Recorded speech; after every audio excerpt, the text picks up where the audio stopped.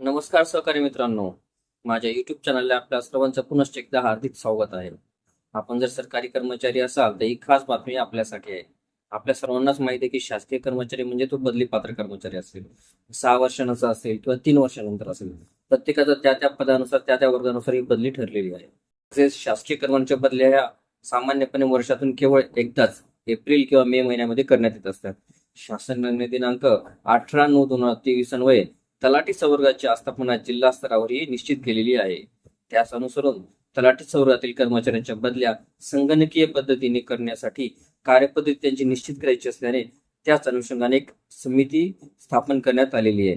या शासन निर्णयान्वये शासन अधिसूचना सामान्य प्रशासन विभाग दिनांक 25/5/2006 मधील तरतुदी तसेच कर्मचाऱ्यांच्या बदलीच्या व्हिडिओ सविस्तर बघण्यासाठी कृपया आपण डिस्क्रिप्शन बॉक्समध्ये दिलेल्या लिंकवर क्लिक करा आणि संपूर्ण व्हिडिओ पाहावा.